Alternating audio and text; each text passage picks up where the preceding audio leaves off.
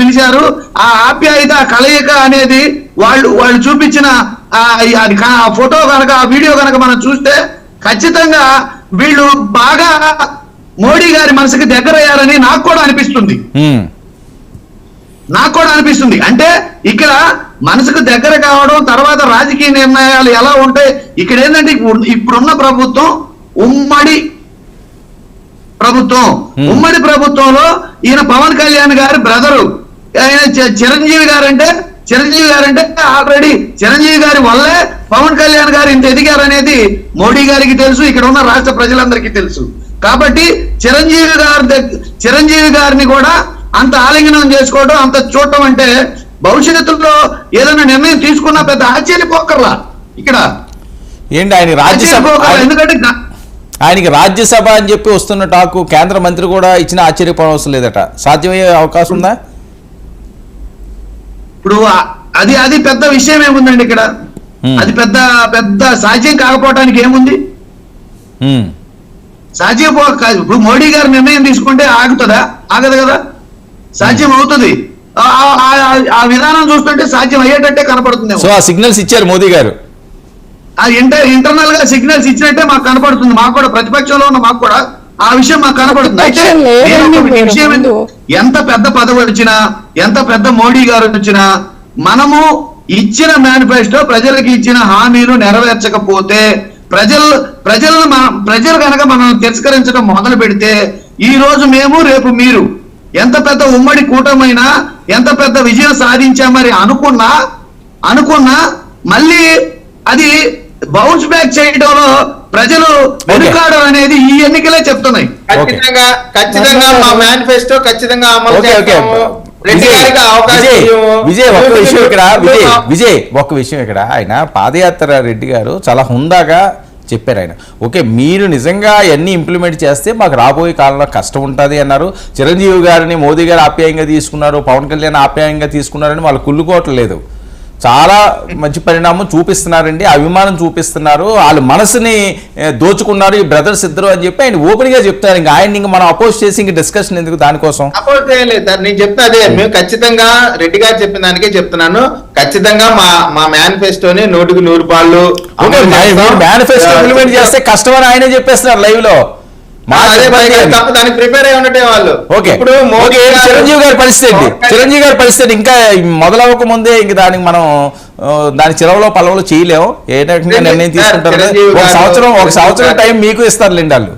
ఈ సంవత్సరంలో చిరంజీవి గారు స్వయం కృషితో 0 నుంచి మొదలు పెట్టి ఈ రోజున మెగాస్టార్ గా యావత్ దేశాన్నే కాదు ప్రపంచంలో ఎక్కడ తెలుగు వారు ఉన్నా కానీ వారందరికి కూడా ఆరాధ్యుడు. ఆయన గౌరవించడం అంటే ఆంధ్ర జాతిని గౌరవించటమే. కాబట్టి ఒకవేళ చిరంజీవి గారు కేంద్ర మంత్రి అయితే తెలుగుదేశం పార్టీ పక్షాన ముందుండి దాన్ని మేము స్వాగతిస్తాం, దానికి పూర్తి సహకరిస్తాం.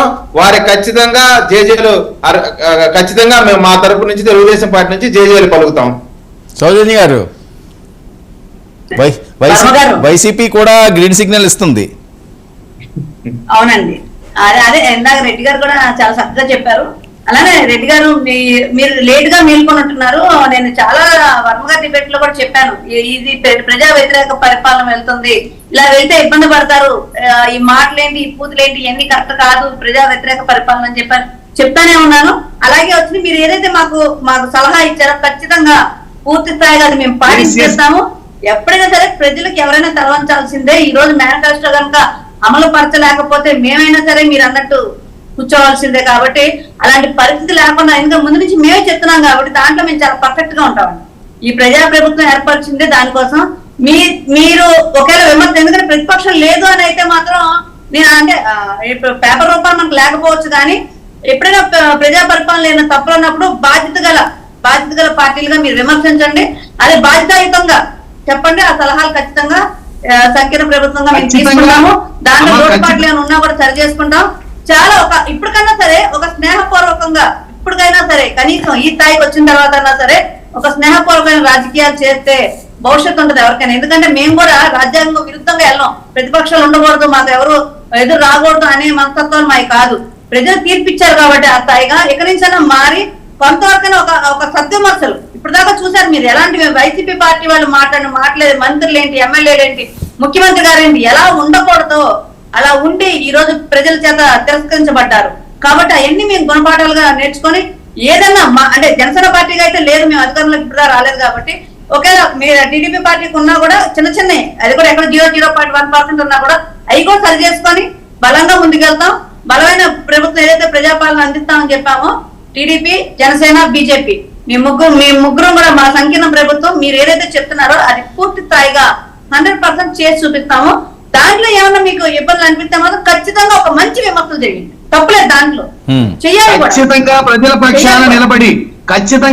పక్షాన నిలబడి మీరు ఎక్కడైతే తప్పులు చేస్తున్నారో అది మేము ఖచ్చితంగా ప్రతిపక్షంగా మేము ఖచ్చితంగా సూచించే దాంట్లో మేము ఎక్కడ వెనుకాడం. మీరు ప్రజలకు ఇచ్చిన మాటలు ఎక్కడ తప్పినా మేము ఒక్క అడుగు కూడా వెనుక్కు వేసే పరిస్థితి ఉండదు. మీరు పరిపాలన సక్రమంగా చేస్తే ప్రజలు మళ్ళీ మిమ్మల్ని అధికారంలోకి తెప్పిస్తారు. పరిపాలన మీరు సక్రమంగా చేయకపోతే ఖచ్చితంగా మిమ్మల్ని బౌన్స్ బ్యాక్ చేస్తారు. నేనేమంటానంటే ఇచ్చిన మాటను ప్రతిదాన్ని గుర్తు పెట్టుకోండి, ఇచ్చిన మేనిఫెస్టోని ప్రతిదాన్ని గుర్తు పెట్టుకోండి. ప్రజలకు ఎక్కడా కష్టం కలగకుండా మీరు పరిపాలించండి. ధర్మబద్ధంగా, న్యాయబద్ధంగా, చట్టబద్ధంగా మీరు ఏమేమి చేయాలో అవన్నీ కనుక మీరు కూటమి ఏమైతే హామీలు ఇచ్చిందో, కూటమి ప్రభుత్వం ఏమైతే హామీలు ఇచ్చిందో అవన్నీ మీరు అమలు జరిపితే ఖచ్చితంగా మీరు మళ్ళీ ఇది అవుతారు. ఒకటే అయితే ఒక మాట చెప్పాలి ఇక్కడ.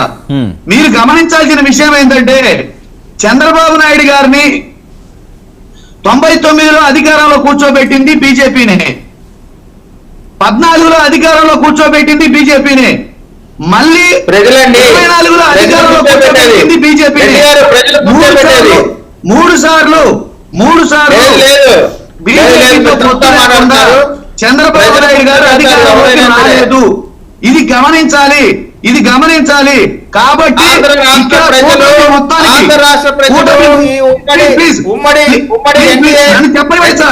నన్ను చెప్పలేదు, మీరు కూడా చెప్తారు. కానీ కూటమి మొత్తానికి ముఖ్యమైన బాధ్యత ప్లీజ్ నన్ను చెప్పలేదు. ముఖ్యమైన బాధ్యత ఇక్కడ అమలు జరిపే విషయంలో బీజేపీకి, జనసేనకి ముఖ్యమైన బాధ్యత ఉంది.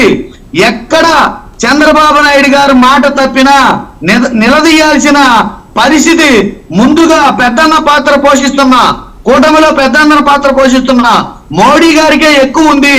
దాని తర్వాత ఈ కూటమిని కలిపిన జనసేన పవన్ కళ్యాణ్ గారికి ఎక్కువ ఉంది. కాబట్టి మీరు ఎక్కడ మాట తప్పినా నిలదీయాల్సిన బాధ్యత మీ మీద ఉంది. ఆ మాట ఆల్రెడీ మీరు అన్నారు, ఆ మాట మీరు ప్రజలకు ఇచ్చారు. నాది బాధ్యత అని చెప్పేసి పవన్ కళ్యాణ్ గారు చెప్పారు. ఏ తప్పు జరగకుండా చూసుకుంటామని చెప్పేసి బీజేపీని కూడా కలుపుకున్నారు. బీజేపీ కూడా 3 సార్లు చంద్రబాబు నాయుడు గారిని అధికారంలో కూర్చోబెట్టింది బీజేపీ. ఇందులో ఎటువంటి సందేహం లేదు. ఇప్పుడు మీరు ఆంధ్ర రాష్ట్ర ప్రజలను అవమానించమాకండి రెడ్డి గారు, ఆంధ్ర రాష్ట్ర ప్రజలను అవమానించమాకండి. ఈ రోజున ఎన్డీఏ ప్రభుత్వాన్ని అధికారంలో కూర్చోబెట్టింది ఆంధ్రప్రదేశ్ ప్రజలు. ఈ రోజు కూర్చోబెట్టినా, ఆ రోజు కూర్చోబెట్టినా చంద్రబాబు నాయుడు గారిని ముఖ్యమంత్రిగా ప్రజలు నిర్ణయించారు, ప్రజలు ఎన్నుకున్నారు. అనుకోకుండా వారు పొత్తులో ఉన్నప్పుడు మేము ముఖ్యమంత్రిగా అయ్యాం, అంతే తప్ప ఏ రాజకీయ పార్టీ మమ్మల్ని ముఖ్యమంత్రిని చేయదు. ప్రజలు ముఖ్యమంత్రి చేసే మేమే కాదు, ప్రజలు ముఖ్యమంత్రి. చిన్న కరెక్షన్ దానికి, వాళ్ళ మాట మీద నమ్మకం ఉండి చంద్రబాబు నాయుడు గారిని ఆంధ్రప్రదేశ్ ప్రజలే వెన్నుకున్నారు. వాళ్ళు ఇచ్చిన హామీ మీద నమ్మకం ఉండి చంద్రబాబు